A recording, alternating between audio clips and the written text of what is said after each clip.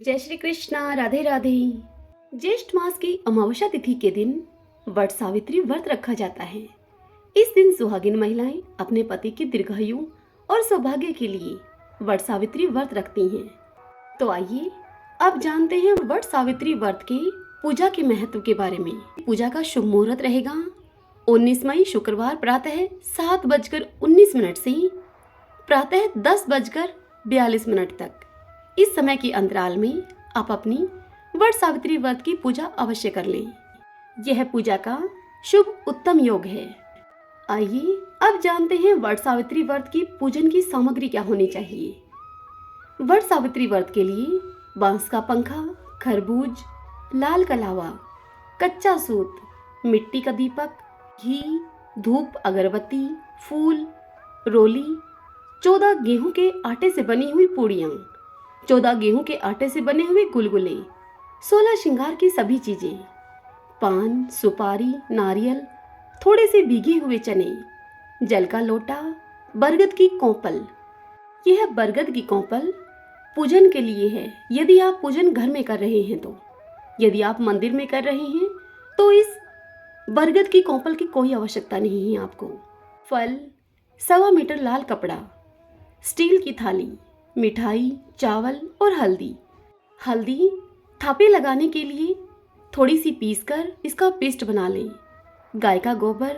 इस व्रत के पूजन के लिए इस सभी सामग्री की आपको आवश्यकता होगी, तो यह पहले से ही सुव्यवस्थित और खरीद कर रख लें। वट वृक्ष की पूजा का विशेष महत्व होता है। धार्मिक मान्यताओं के अनुसार वट वृक्ष में ब्रह्मा, विष्णु और महेश तीनों देवताओं का वास है। इसलिए वट वृक्ष के नीचे बैठकर पूजन और व्रत कथा को सुनने से समस्त मनोकामनाएं मनुष्य की पूरी होती हैं। वट वृक्ष को ज्ञान, निर्वाण एवं दीर्घायु का पूरक माना गया है। जो भी सुहागिन स्त्री वट सावित्री व्रत को रखती हैं और बरगद के वृक्ष की पूजा करती हैं, उन्हें अखंड सौभाग्य का फल मिलता है और उसके सभी कष्ट दूर हो जाते हैं। वट सावित्री का व्रत रखने से पति पत्नी के बीच में आपसी प्रेम भी बढ़ता है और उनके वैवाहिक जीवन में मधुरता भी आती है। अब जानते हैं वट सावित्री पूजा की विधि क्या है। देखिए, वट सावित्री व्रत के दिन सुबह जल्दी उठकर स्नान आदि से निवृत्त हो जाएं, नए वस्त्र धारण करें और पूरा 16 श्रृंगार करें। इसके बाद पूजन की सभी सामग्री को किसी थाली में सजाकर वट वृक्ष यानी कि बरगद के पेड़ के पास लेकर जाएं। पहली बार वट सावित्री का व्रत रखने वाली महिलाएं कपड़े से बना हुआ दूल्हा दुल्हन का जोड़ा रखकर पूजा करें। कपड़े का जोड़ा उपलब्ध न हो तो मिट्टी से बने हुए दूल्हा दुल्हन ले लें। सबसे पहले बरगद के पेड़ के नीचे सावित्री और सत्यवान की तस्वीर को रखें। उन्हें रोली, भीगे हुए चने, अक्षत, कलावा, फल, फूल, सुपारी, पान, मिष्ठान और बाकी चीजें अर्पित करें। इसके बाद बांस के पंखे से उन्हें हवा करें और फिर वट वृक्ष की परिक्रमा करें। इसके लिए कच्चा धागा लेकर वृक्ष के 5 या 7 बार परिक्रमा करें। फिर वट वृक्ष के नीचे बैठकर सावित्री सत्यवान की कथा को सुने, अपने पति की लंबी आयु के लिए कामना करें और इसके बाद चने का प्रसाद बांट दें। यह तो थी पूजा की विधि। आइए अब जानते हैं किन बातों का हमें वट सावित्री व्रत में खास तौर पर ख्याल रखना चाहिए। अगर इन बातों का ख्याल न रखा गया तो हमारा यह वट सावित्री व्रत भंग हो सकता है। वट सावित्री के दिन अपने जीवन साथी के साथ किसी बात को लेकर भी वाद विवाद या झगड़ा न करें। दोनों एक दूसरे के साथ अच्छा व्यवहार करें। वट सावित्री के दिन कोई भी गलत कार्य या किसी के साथ छल आदि की योजना न बनाएं, क्योंकि व्रत मन, वचन और कर्म की शुद्धता के लिए रखा जाता है। व्रत के दौरान मन में किसी का भी बुरा सोचने से व्यक्ति को व्रत का फल नहीं मिल पाता है। वट सावित्री के दिन महिलाओं को काले, नीले और सफेद रंग के वस्त्र धारण नहीं करने चाहिए और साथ ही इस बात का भी ख्याल रखें कि इन रंगों की बिंदी या चूड़ी भी न पहने। वट सावित्री के दिन महिलाओं को तामसिक भोजन करने से परहेज करना चाहिए। साथ ही इस दिन बाल भी न कटवाएं और नाखून भी न काटें। वट सावित्री व्रत के दिन पति की लंबी आयु और संतान की प्राप्ति के लिए वट वृक्ष की पूजा अवश्य करें। कच्चे सूत को 7 बार बड़ के वृक्ष पर लपेटें। साथ ही व्रत का पारण भीगे हुए चनों के साथ करें। इस बात का अवश्य ख्याल रखें। व्रत रखने पर ब्रह्मचार्य का आवश्यक रूप से पालन करना चाहिए। अखंड सौभाग्य की प्राप्ति के लिए इस दिन महिलाओं को 16 श्रृंगार अवश्य करने चाहिए। श्रृंगार के लिए पहले ही व्यवस्था करके रखें। इस दिन पूजा में लाल, पीले, हरे रंग के कपड़ों का अवश्य प्रयोग करें। पूजा पाठ के लिए इन रंगों को शुभ माना जाता है। आइए अब हम सब मिलकर वट सावित्री व्रत की कथा को सुनते हैं। सभी बोलिए भगवान शंकर माता पार्वती की जय। भद्र देश में अशुपति नाम का एक राजा था। उस राजा की कोई संतान नहीं थी। उसने बड़े बड़े पंडितों को बुलाया और उनसे कहा कि मेरे संतान नहीं है, इसलिए तुम कोई ऐसा उपाय करो जिससे कि मेरे संतान हो जाए।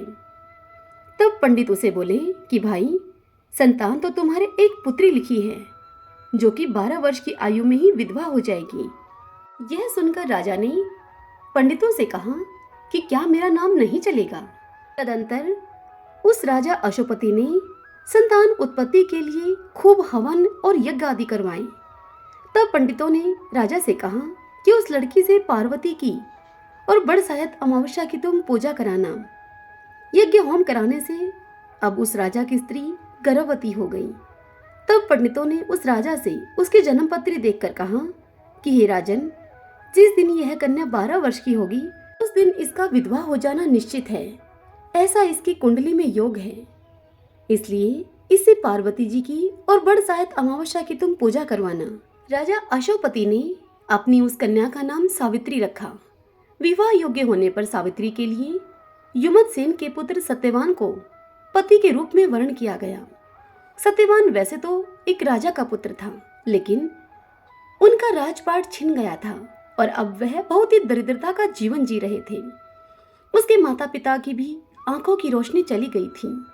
सत्यवान जंगल से लकड़ियां काट कर लाता और उन्हें बेचकर जैसे तैसे अपना गुजारा कर रहा था। जब सावित्री और सत्यवान के विवाह की बात चली तो नारद मुनि ने सावित्री के पिता राजा अशोपति को आकर बताया कि सत्यवान अल्पायु हैं और विवाह के 1 वर्ष के बाद ही उनकी मृत्यु हो जाएगी।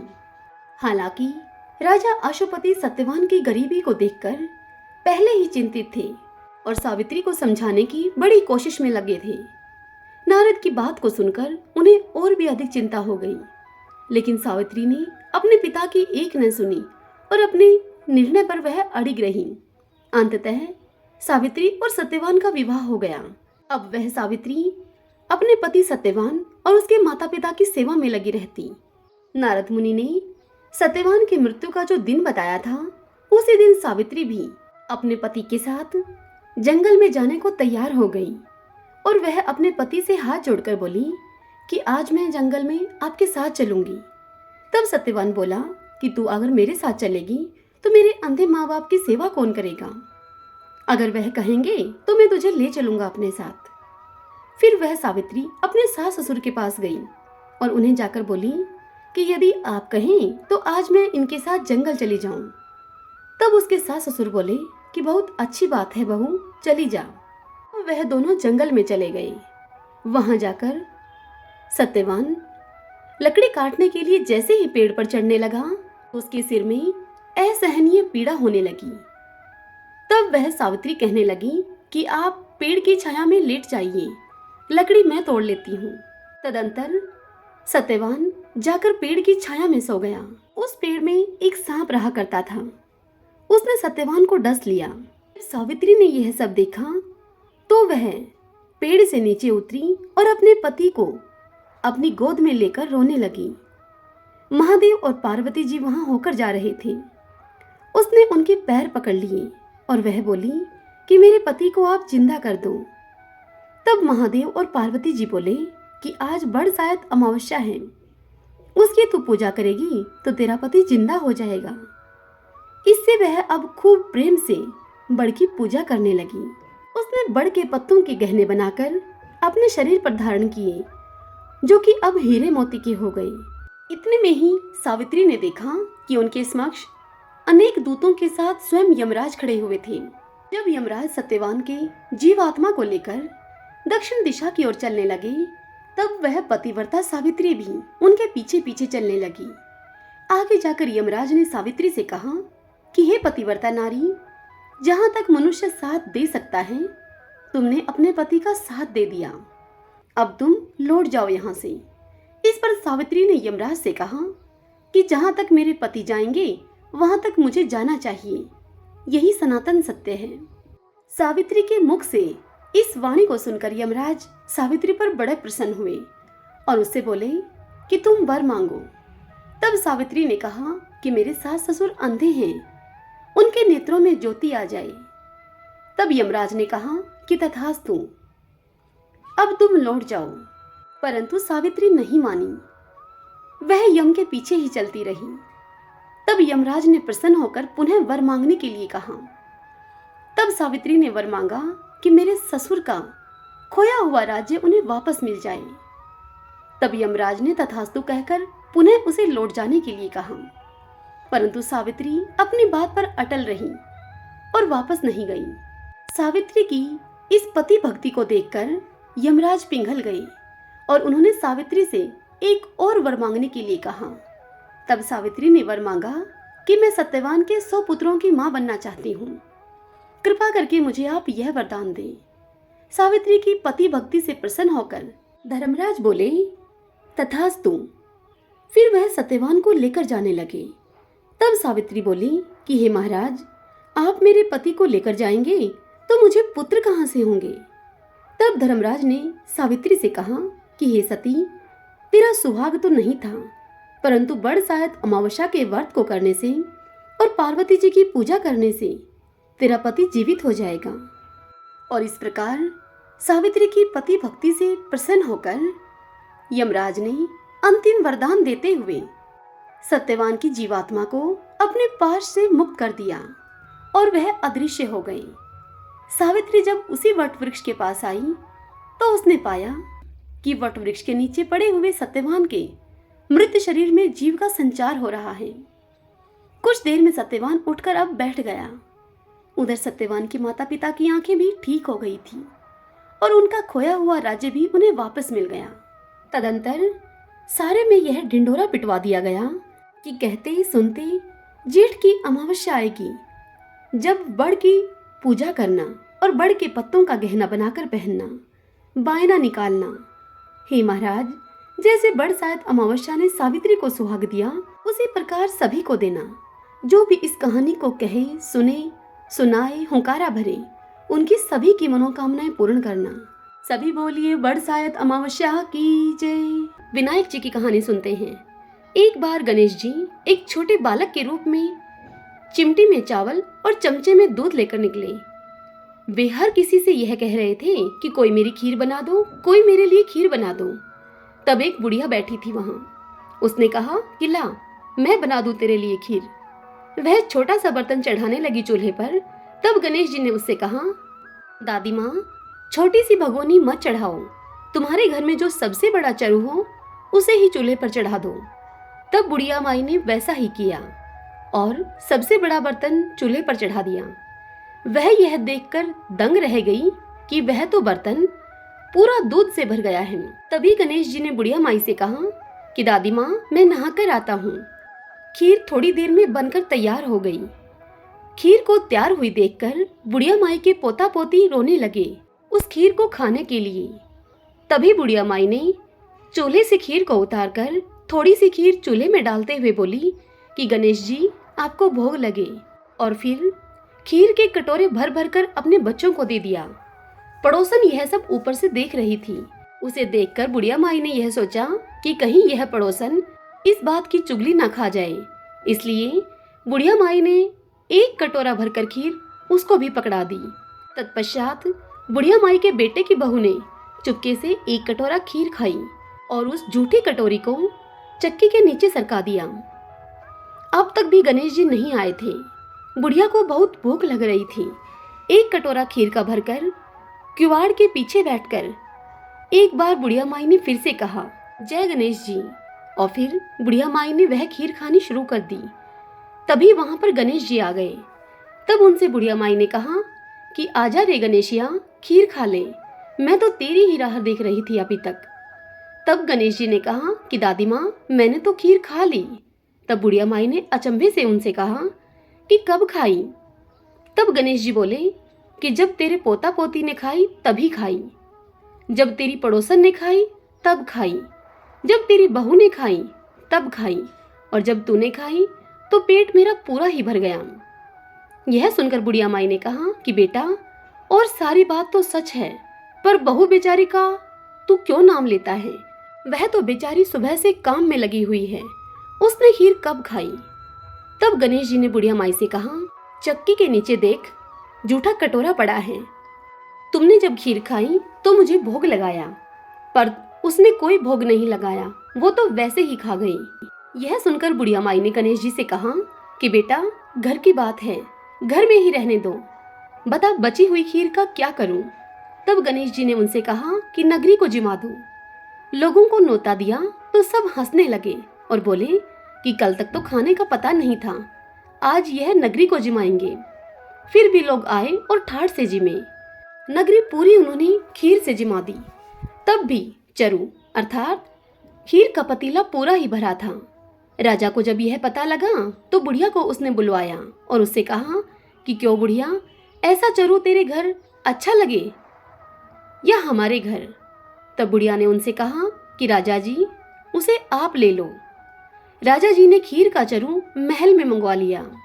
लाते ही खीर में कीड़े मकोड़े, बिच्छू और कंछले हो गए और उस खीर से दुर्गंध आने लगी। अब तब राजा जी ने बुढ़िया माई से कहा कि बुढ़िया माई, अपना चरु वापस ले जा, जा तुझे हमने दिया ये। तब बुढ़िया ने कहा कि राजा जी, आप देते तो पहले भी कभी देते, यह चरा तो मुझे मेरे गणेश जी ने दिया है। बुढ़िया ने चरा वापस लिया, लेते ही सुगंधित खीर हो गई। घर आकर बुढ़िया ने गणेश जी से पूछा कि बची हुई खीर का मैं क्या करूं?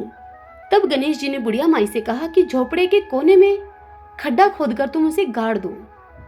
उसी जगह सुबह उठकर वापस खोदोगी तो तुम्हें धन के 2 चरे मिलेंगे। ऐसा कहकर गणेश जी अंतर्ध्यान हो गई।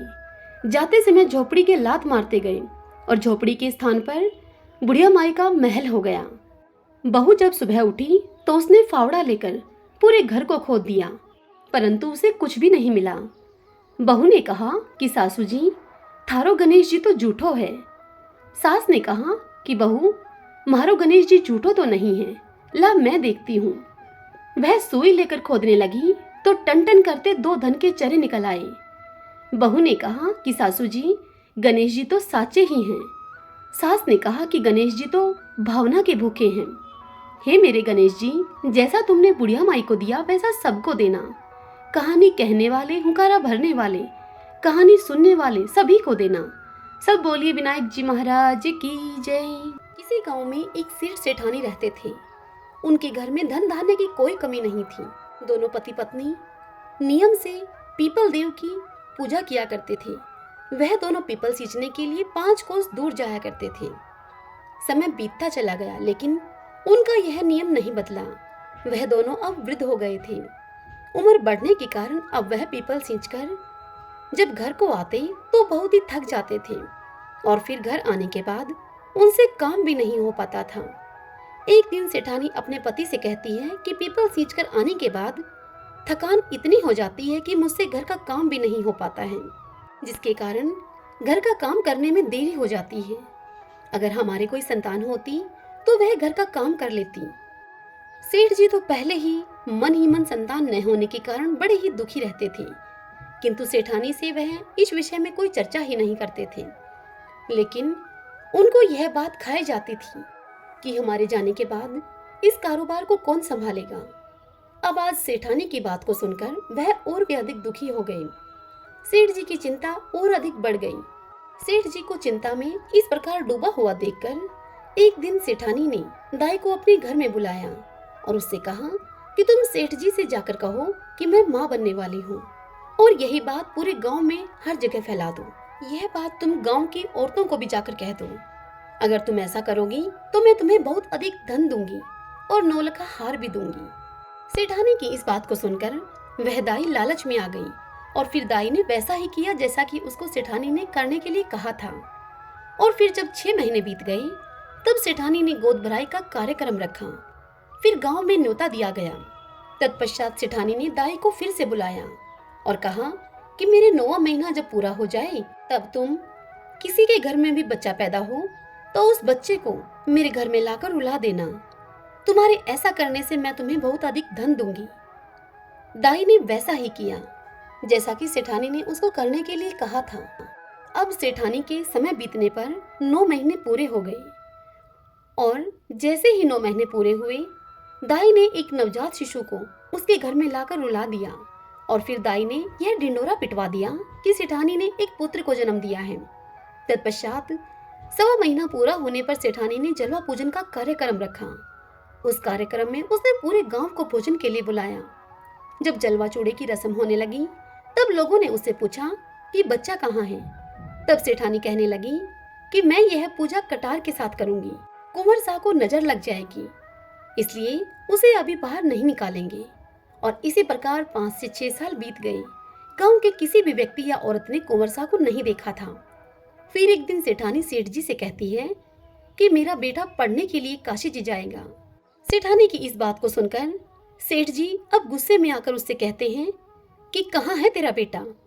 आज तक मैंने तो उसे देखा नहीं है, उसे काशी कैसे भेजूंगा?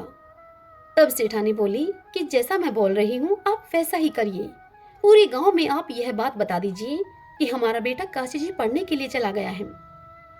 तब सेठ ने सेठानी के कहे अनुसार सारे गांव में ऐसा ही बोल दिया। अब ऐसे ही समय बीत गया। फिर एक दिन सेठानी सेठ जी से बोली, हमारा बेटा अब 16 वर्ष का हो गया है, उसकी शादी करनी है। आप एक सुंदर सुशील कन्या देखकर मेरे बेटे की शादी करवा दो और घर में बहू लेकर आओ। सेठानी की इस बात को सुनकर सेठ जी को बड़ा ही गुस्सा आया और वे उससे बोले कि तुम क्यों मेरे बुढ़ापे पर मिट्टी फेंक रही हो? जिस बेटे को मैंने आज तक खुद ने नहीं देखा उसके लिए मैं बहू कहां से लेकर आऊं? तब सेठानी बोली कि आप लड़की ढूंढो, मेरा बेटा आ जाएगा। सेठ जी के पास धन की कोई कमी तो थी नहीं। सेठानी के जोर देने पर सेठ जी ने अपने मन में कुछ सोच विचार किया और फिर एक पोटली ली और उस पोटली में थोड़ा सा आटा डाला। पोटली को बांधने से पहले उस पोटली में सेठ ने सोने की कुछ मोहरें डाल दी और लड़की ढूंढने के लिए चल पड़े। चलते चलते वहां एक गांव में वह पहुंचे जहां कुछ लड़कियां खेल रही थीं। सेठ जी भी थक गए थे और उन लड़कियों का खेल देखने की इच्छा से वह वहीं पर ही बैठ गई। जब वे सभी लड़कियां खेल खत्म करने के बाद अपने घर को जाने लगी तब सभी लड़कियां अपने द्वारा बनाए गए मिट्टी के घरों को तोड़ रही थीं, परंतु उनमें से एक लड़की ने अपना बनाया हुआ घर नहीं तोड़ा। तब बाकी लड़कियों ने उससे पूछा कि तुमने अपना घर क्यों नहीं तोड़ा? तब वह लड़की बोली कि मैं अपना बनाया हुआ घर कभी नहीं तोड़ूंगी। फिर वह सभी लड़की अपने अपने घर को चली गई। सेठ जी उठे और उसी लड़की के पीछे पीछे चल दिए जिसने कि अपना घर नहीं तोड़ा था। सेठ जी को वह लड़की बड़ी ही बुद्धिमान लगी। अब चलते चलते सेठ जी उसी लड़की के घर के आंगन में पहुंच गए और वहीं आंगन में ही बैठ गए और उस लड़की से कहते हैं कि बेटी, मैं 2 दिन से भूखा हूँ, क्या तुम मुझे खाना खिला दोगी? तब लड़की ने कहा कि ठीक है। फिर लड़की अपने घर के भीतर जाकर अपनी माँ से बोली। तब उसकी माँ बोली कि बेटी, मैंने तो खाना खा लिया है, अब तो घर में खाने के लिए कुछ भी नहीं है, आटा तक भी नहीं है। लड़की ने यही सब बाहर आकर उस बुजुर्ग व्यक्ति से कह दिया, अर्थात उस सेठ जी से कह दिया। तब सेठ जी उस लड़की से बोले कि बेटी, आटा मेरे पास है, तुम इसे ले जाओ और रोटी बना दो। सेठ जी ने वह पोटली उस लड़की को थमा दी। लड़की ने वह पोटली लाकर अपनी माँ को दी। माँ ने जब खोलकर देखा पोटली को तो उसमें सोने की 4 मोहरें भी थीं। तब उस लड़की की माँ ने वह 4 मोहरें बेटी के हाथ में देकर कहा कि यह सोने की मोहरें उन्हें वापस दे आओ। जब लड़की बुजुर्ग व्यक्ति को वह सोने की मोहरें देती है तो वह कहते हैं कि बेटी, यह मोहरें तुम ही रख लो, हमारे घर में पैसे की कोई कमी नहीं है। फिर उन मोहरों को लड़की अपने पास रख लेती है। इतनी देर में ही उस लड़की के पिता भी आ जाते हैं। तत्पश्चात सेठ जी और लड़की के पिता के बीच में बातचीत होने लगती है। अब कुछ समय के बाद भोजन की थाल लगा दी जाती है और सेठ जी भोजन करने के लिए बैठ जाते हैं और खाना खाते हैं।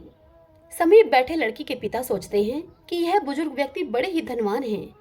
अब जैसे ही सेठ जी खाना खाकर उठते हैं तो लड़की के पिताजी उनसे पूछते हैं कि आगे आप कहाँ जा रहे हैं? तब सेठ जी बोले कि मैं तो अपने लड़के के लिए, उसकी शादी करने के लिए लड़की देखने के लिए जा रहा हूँ। मेरा लड़का काशी जी पढ़ने के लिए गया है, वह 12 वर्ष के बाद लौट कर आएगा। तब लड़की के पिता ने यह विचार किया और सोचने लगा कि यह व्यक्ति धनवान है और अपने लड़के की शादी के लिए लड़की भी ढूंढ रहा है। क्यों ना मेरी लड़की का विवाह इसके लड़के से हो जाए। मेरी लड़की इनके घर जाएगी तो वह बहुत ही सुख पाएगी। यदि उसका विवाह इनके घर में हो जाए तो कितना अच्छा हो। तत्पश्चात लड़की के पिता ने उस बुजुर्ग उस सेठ जी से कहा कि यदि आपको ठीक लगे तो आप अपने बेटे का विवाह मेरी बेटी से करा दीजिए। यह सुनकर सेठ जी बड़े ही खुश हुए और फिर एक नारियल और 1.25 रुपए का शगुन लड़की को दिया। तत्पश्चात सेठ जी लड़की के पिता से बोले कि मेरा बेटा 12 वर्ष के बाद आएगा, वह काशी जी पढ़ने के लिए गया है। तब लड़की के पिता ने कहा कि कोई बात नहीं है। तत्पश्चात सेठ जी ने घर आकर सारी बात सेठानी को बताई। कुछ दिन बीत जाने पर सेठानी ने सेठ जी से कहा कि अब विवाह करा के उस लड़की को अपने घर ले आओ। तब सेठ जी कहने लगे कि यही तो चिंता का विषय है कि शादी कैसे होगी। तब सेठानी बोली कि शादी खांडे के साथ होगी। तब सेठ जी फिर से लड़की के घर गए और वहां जाकर उनसे शादी के विषय में बात करते हुए कहते हैं कि मेरा बेटा अभी नहीं आ सकता, वह अभी काशी जी पढ़ने के लिए गया है। 12 वर्ष पूरे होने पर ही वह लौटेगा, अभी उसे आने में समय लगेगा। यदि आप राजी हो तो मैं अपने बेटे के स्थान पर यह खांडा रख दूंगा और यह शादी संपन्न हो जाएगी। पुराने जमाने में तो ऐसे ही शादियां हो जाया करती थी। असली कीमत तो आदमी के वचन और जुबान की होती है। अब लड़की के माता पिता ने सेठ जी की सारी बात को सुनकर सोच विचार किया कि हमारी बेटी इनके घर ब्याही जाएगी तो वह राज रजेगी। इन लोगों के पास इतना अधिक धन है, हमारी बेटी खूब प्रसन्न रहेगी। ऐसा सोचकर लड़की के पिता और सेठ जी ने लड़की के फेरे खांडे के साथ करा दिए। तत्पश्चात सेठ बहू को लेकर अब घर आया। सेठानी बहू को देखकर बहुत खुश हुई, फूली न समाई। जब सेठ सेठानी पीपल सींचने के लिए जाते तो बहू पीछे से घर का सारा काम निपटा लेती और सेठ सेठानी के घर वापस आने पर वह बहू उनके लिए खाना बनाकर तैयार रखती थी और फिर उनके लिए खाना परोसती। तत्पश्चात वह अपनी सास के पैरों की खूब मालिश करती और उनकी खूब सेवा करती और खूब प्रेम से अब उनके दिन बीत रहे थे। यह सब करते करते 1 वर्ष बीत गया। फिर एक दिन जब सेठ सेठानी पीपल सींचने के लिए गए हुए थे तब उनके घर की आग बुझ गई। बहू जब आग लेने के लिए पड़ोसन के घर गई और बहू ने पड़ोसन से जाकर कहा कि मुझे थोड़ी सी आग दे दो, मेरे सास ससुर आने वाले होंगे, मुझे उनके लिए जल्दी से खाना भी बनाना है। तब पड़ोसन ने बहू से पूछा कि तुम किसकी बहू हो। तब वह बोली कि मेरे पति काशी जी पढ़ने के लिए गए हैं। तब पड़ोसन बहू से बोली कि सेठ सेठानी के तो कोई औलाद ही नहीं है, ये तुमसे झूठ बोल रहे हैं, ये तुझे ऐसे ही काम करने के लिए ले आए। और इस प्रकार की बातें कहकर उस पड़ोसन ने बहू के कान भर दिए। फिर घर आकर बहू ने बिना मन के ही खाना बनाया, सारे जेवर उतार दिए, बिना श्रृंगार किए पुरानी साड़ी पहन ली। जब सास ससुर पीपल सींचकर घर को लौटे तब उन्होंने देखा कि आज तो घर का कोई भी काम नहीं हुआ है। तत्पश्चात उन्होंने बहू से खाना मांगा। बहू ने खाना लाकर दिया। जब उन्होंने खाना खाया तो खाना बिल्कुल ही फीका था, बिल्कुल बेस्वाद था, उसमें नमक मिर्च कुछ भी नहीं था। तब उन्होंने बहू से पूछा कि क्या बात है बहू, आज खाना बिल्कुल फीका सा है। तब बहू ने उत्तर दिया कि आपको तो आज ही खाना फीका मिला है, मेरी तो पूरी जिंदगी ही फीकी है। तब सेठानी पूरी बात समझ गई कि आज इसके किसी ने कान भरे हैं, इसको सब कुछ बतला दिया है किसी ने। सेठानी अब चुप रहती है। फिर दूसरे दिन सेठ सेठानी पीपल सींचने के लिए जाने लगते हैं। तब बहू उनसे कहती है कि आपने मुझे 6 कोठों की चाबी दे रखी है, 7वें कोठे की चाबी तो मुझे नहीं दी है, मैं कौन सी बहू हूँ आपकी। तब सेठानी बोली कि नहीं बेटा, ऐसा नहीं बोलते हैं, ऐसी बात नहीं है, मैंने तो ऐसे ही यह चाबी तुम्हें नहीं दी थी। और फिर सेठानी ने 7वें कोठे की चाबी भी बहू को दे दी और बहू को पड़ोसियों से बात करने के लिए मना भी किया। फिर वे दोनों पति पत्नी पीपल सींचने के लिए चले गए। पीपल सींचते समय भगवान विष्णु का वे नाम लेते रहे, माता लक्ष्मी का नाम लेते रहे। वह दोनों भक्ति भाव से भगवान विष्णु और माता लक्ष्मी की भक्ति, बार बार उनके नाम का उच्चारण करना, उनको भोग लगाना, यह तो उन दोनों दंपति का दिनचर्या का हिस्सा था। लेकिन उस दिन उनके मन में बहू के घर से जाने का भय भी था। उनकी आंखों में नमी थी और चिंता भी थी। वह पूजा करते समय बार बार यही बोलते थे कि भगवान हमारी लाज रखना, भगवान हमारी लाज रखना। भगवान सदैव अपने भक्तों पर दयालु रहते हैं। वह भक्तों के दुख में दुखी होकर स्वयं उनका निवारण करने के लिए आते हैं। उधर सास ससुर के घर से जाते ही बहू जल्दी जल्दी घर का सारा काम निपटाकर सास की दी हुई चाबी से पहले कोठे का ताला खोला। उस कोठे में खूब सुंदर सुंदर कपड़े थे। बहू उन कपड़ों को पहन पहन कर देखती और खूब खुश होती। इसी तरह बहू ने दूसरे कोठे को खोला। उस कोठे में बहुत सुंदर सुंदर गहने भरे थे। अब बहू ने रोज रोज नए नए गहने पहनने शुरू कर दिए। सास ससुर के आने से पहले वह उन गहनों को उतारकर वापस उस कोठे में रख दिया करती थी। इसी तरह तीसरे कोठे में स्वादिष्ट व्यंजन थे। बहू अपनी पसंद की मिठाइयाँ खाती और पूरा दिन खुश रहती थी। चौथे कोठे को खोला तो उसमें भांति भांति के अनाज रखे थे। पांचवें और छठे कोठे को खोला तो उसने देखा कि उस कमरे में हीरे और जवाहरात रखे थे। अब सेठानी की वह बहू इन सब चीजों में व्यस्त रहकर खूब खुश रहने लगी। लेकिन कुछ दिन बाद वह इन सब चीजों से भी ऊब गई। फिर एक दिन उसने सातवें कोठे को खोलकर देखा तो उसने उसमें देखा कि वहां उस कमरे में एक पीपल का पेड़ था और एक मंदिर था। बहू उसी कमरे में बैठ गई और फिर थोड़ी देर के बाद उस पीपल के पेड़ में से एक सुंदर सा नौजवान निकला। तब बहू उससे बोली कि आप कौन हैं? तब वह लड़का बोला कि मैं तुम्हारा पति हूँ। तब बहू ने उससे फिर से पूछा कि आप तो काशी जी पढ़ने के लिए गए थे, आप इस कमरे में कैसे और कब आ गए? तब वह लड़का बोला कि मैं अभी अभी आया हूँ, परंतु तुम माँ को यह सब मत बताना। बहू ने आज तक अपने पति को तो देखा ही नहीं था, इसलिए उस लड़के के कहने पर बहू उसे अपना पति मानकर अब उसके साथ हंसी ठिठोली करने लग गई, उसी के साथ बातचीत करने लग गई। अब तो वह बहू हर रोज सास ससुर के पीपल सींचने के लिए जाते ही उसे सातवें कमरे में आकर बैठ जाती और अपने पति के साथ खूब समय बिताती। थोड़े ही समय के बाद अब वह गर्भवती हो गई। तब सेठ जी सेठानी को भला बुरा कहने लगे और बोले कि अब मैं गांव के लोगों को क्या मुंह दिखलाऊंगा, तूने तो मेरा बुढ़ापा ही खराब कर दिया है। तब सेठानी ने बड़े प्यार से अपनी बहू से पूछा कि बहू ये किसका बच्चा है? तब वह बहू बोली कि ये आपके बेटे का है, वह काशी जी से लौट कर आ गए हैं और सातवें कमरे में रहते हैं। आप दोनों के पीपल सींचने के जाने के बाद हम दोनों उसी कमरे में रहते हैं और खूब हंसी ठट्ठा करते हैं। तब सास ने बहू से कहा कि बहू तूने तो मुझे आज तक इस बारे में कुछ भी नहीं बताया। तब उससे बहू बोली कि माँ जी, आपके बेटे ने ही मुझे आपसे इस बारे में कुछ भी कहने के लिए मना किया था कि माँ को कुछ मत बताना। तब सेठानी ने बहू से कहा कि कल जब तुम उससे मिलोगी तब तुम उससे कहना कि आपको मुझे सातवीं की चूड़ी पहनाने के लिए बाहर आना पड़ेगा। बहू ने अगले दिन उस लड़के को यह बात बता दी। तब लड़के ने कहा कि मैं जरूर आऊंगा। अब वह सास ससुर दोनों निश्चिंत हो गए। सातवीं की चूड़ी पहनाने का कार्यक्रम रखा गया और पूरे गांव को बुलावा भेजा। उस कार्यक्रम में जब सारा गांव वहां उपस्थित था, बहू को वहां पर बैठाया गया और फिर क्या था, थोड़ी ही देर में वहां चर्चा होने लगी कि कहाँ है इनका बेटा, आज तक हमने तो देखा नहीं। तभी वहां 17-18 साल का एक नौजवान लड़का आया और बहू के पास आकर बैठ गया। गांव के सभी लोग उसे देखकर चौंक गए और उसे टकटकी लगाकर देखते ही रहे और फिर कहने लगे कि यह लड़का तो कितना सुंदर है, यही कारण है कि सेठानी इसे छिपा कर रखती थी। तत्पश्चात कार्यक्रम जब पूरा हुआ वह लड़का वापस जाने लगा। तब बहू ने कहा कि आप कहाँ जा रहे हैं? तब लड़का बोला कि मुझे जाना पड़ेगा।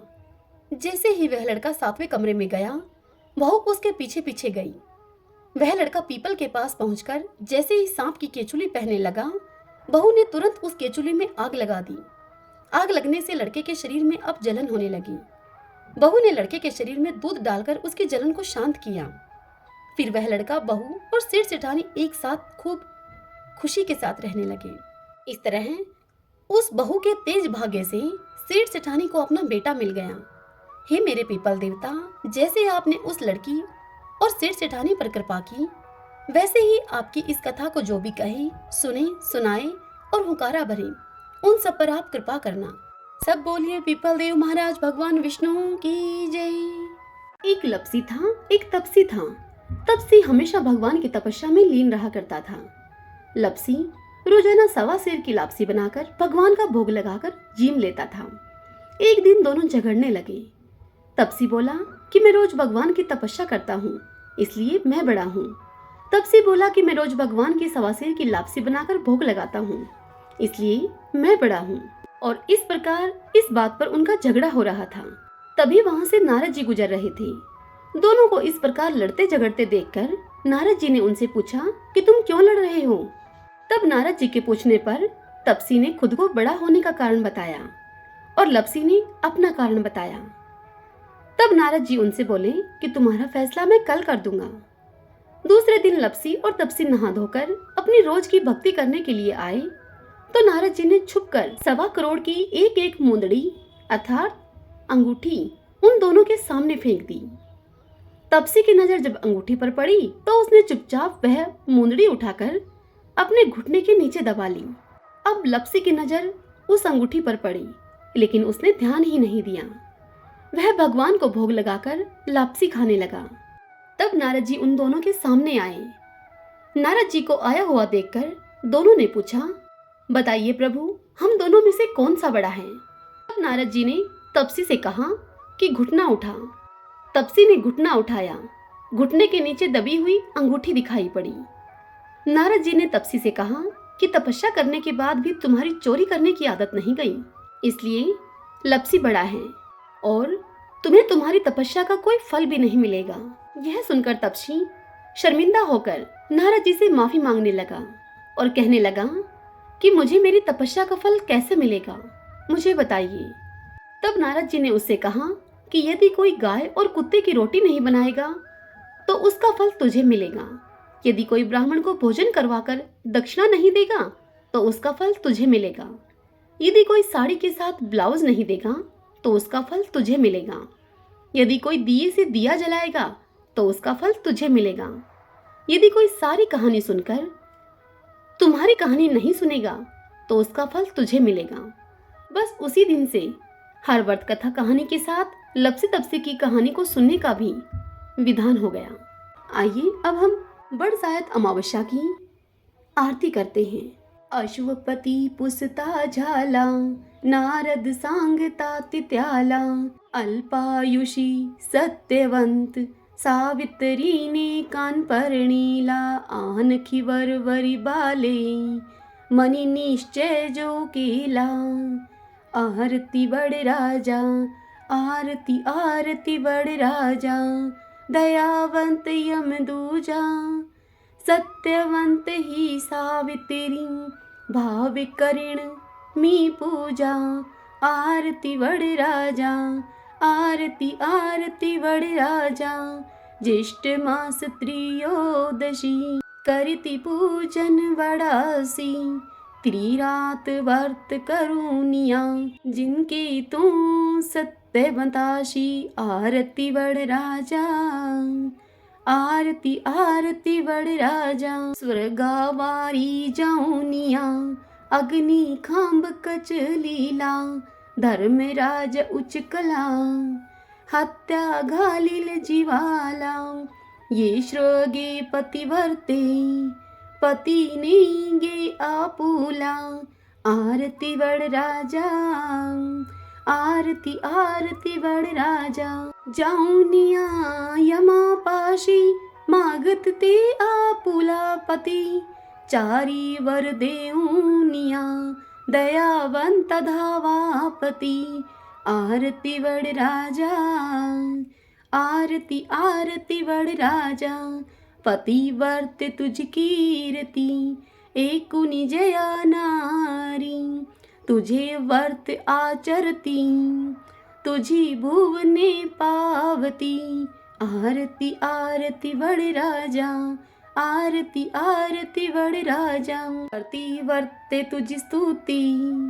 त्रिभुवनि जया करीति, स्वर्गी पुष्ट वृष्टि करुनिया, अनिलाशी आपुलापति, अभय देऊनिया, पतिवर्ते, तारी त्यासी, आरती बड़ राजा, आरती आरती बड़ राजा, आरती आरती बड़ राजा। सभी बोलिए बड़ अमावस्या की जय। इस दिन इस व्रत कथा के साथ आरती अवश्य करनी चाहिए।